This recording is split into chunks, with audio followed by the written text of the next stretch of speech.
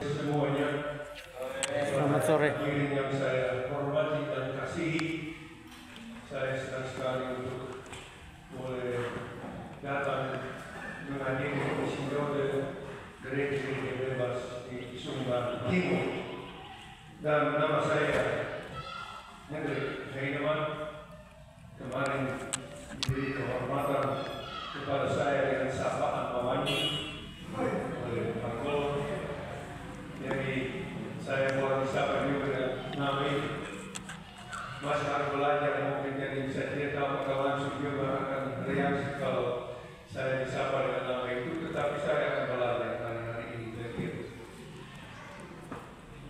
Pertama-tama saudara-saudara, saya mengucap banyak terima kasih atas undangan yang kami terima di Belanda untuk datang hadir di sinode di GBSD ini, dan saya diminta oleh CRB, Komisi Relasi Luar Negeri dari NTK Gereja-Gereja Reformasi di Belanda, untuk menyampaikan salam hangat kepada gereja-gereja bebas Sumba Timur, kepada semua pendeta, guru Injil, penatua, anggota, supaya memang tahu bahwa di Belanda gereja-gereja juga selalu berdoa untuk gereja-gereja di sini.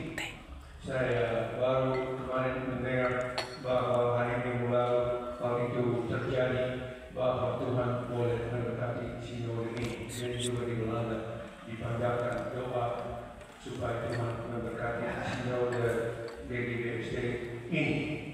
Jadi salam dari NTK, tetapi salam juga dari Bapak Ibu dari Yayasan SOS yang sebenarnya rencana hadir juga, Bapak Andre Verdersen dan Bapak Jan dan Herto, hanya mereka menunda perkunjungan mereka karena rehabilitasi gedung di Prajurit belum selesai.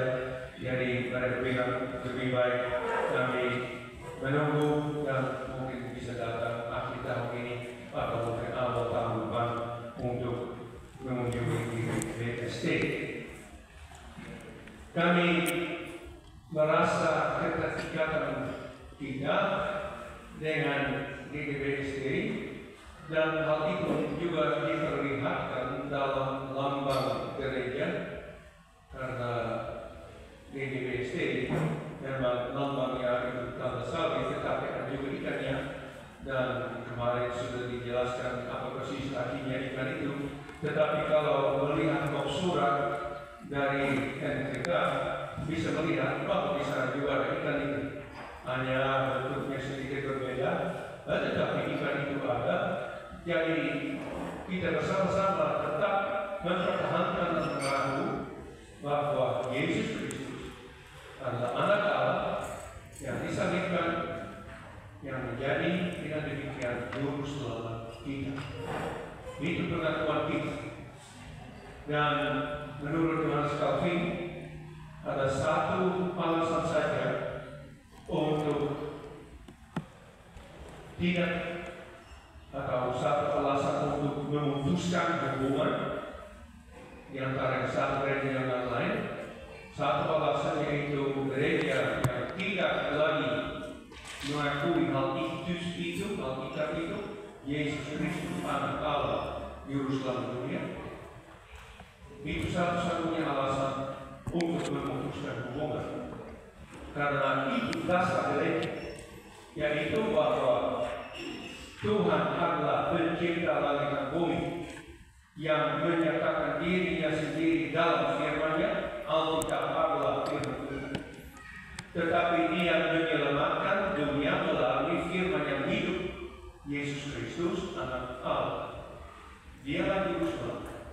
Jadi itu basis, itu dasar. Dasar itu tidak pernah dapat dikesampingkan. Nah, jadi itu juga yang mengikat kita semua dalam satu iman. Mungkin ada perbedaan di bidang budaya, di bidang bahasa, di bidang pendapat, di bidang kebijakan gereja,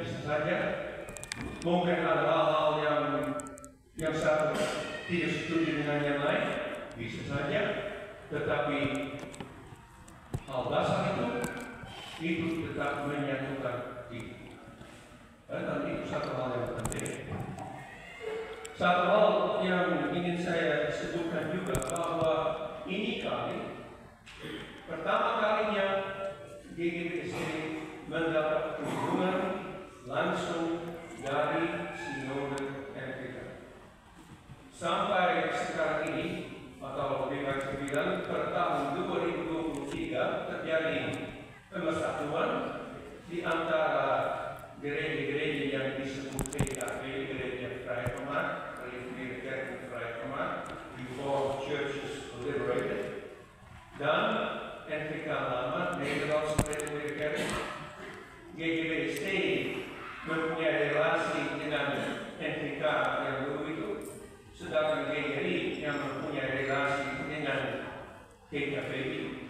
Tetapi di tahun 2023, kedua gereja itu kembali menjadi satu. Terpisah di tahun 90-an itu karena berbagai alasan, tetapi akhirnya bersatu kembali. Dan hal itu berarti bahwa sinode dari gereja-gereja di Belanda itu juga digabungkan menjadi satu. Dalam NPK yang lama tidak disebut sinode tetapi disebut rapat nasional, tetapi disatukan. Dan tahun lalu, tahun 2024, untuk pertama kalinya diadakan sinode bersama. Tetapi ya saya bilang bersama, tetapi sebenarnya kedua gereja sudah menjadi satu saja, jadi tidak macam berbeda-beda lagi. Mungkin di situasi setempat masih ada jemaat yang berasal dari PKV dan ada lain yang berasal dari NPK dulu, tetapi sebenarnya sebagai persepakatan gereja sudah menjadi satu, bisa katakan juga ya mencampur, artinya ada pendeta-pendeta yang melayani kedua gereja itu semuanya itu menjadi satu, dan itu dalam proses yang berlangsung terus sampai mungkin ya dalam jangka 5 tahun lagi tidak akan perbedaan apapun lagi di dalam gereja-gereja itu.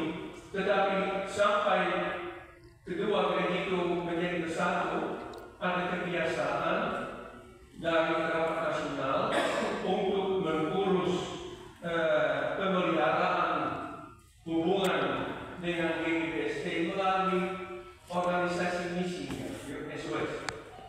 Nah, organisasi SOS membuat banyak pekerjaan yang bagus, yang baik untuk GGBSD.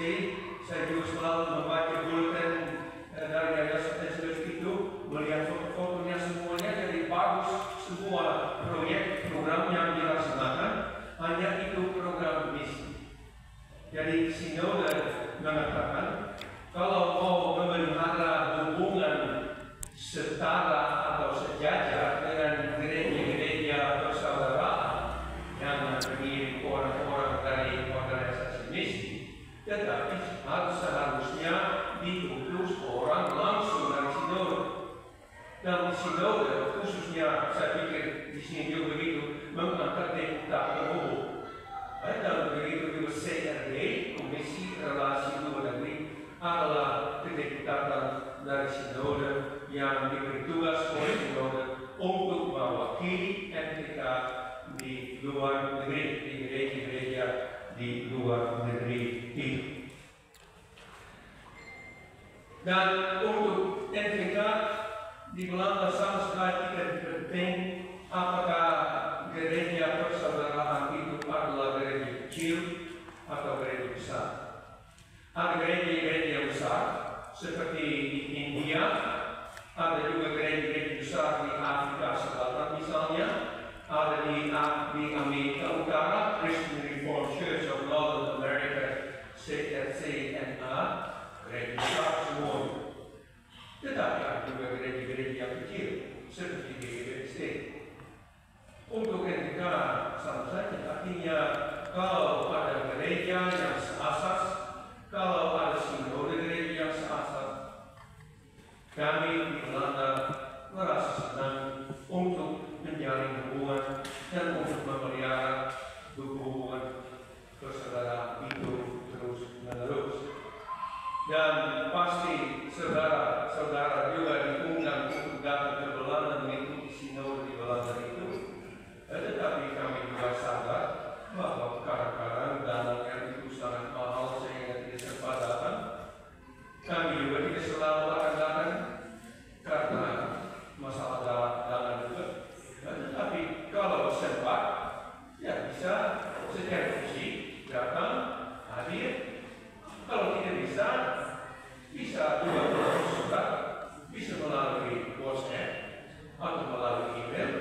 itu social media, ya bisa dipakai dan bagus sekali kalau mau itu bisa. Tapi kami memang melihat hari Minggu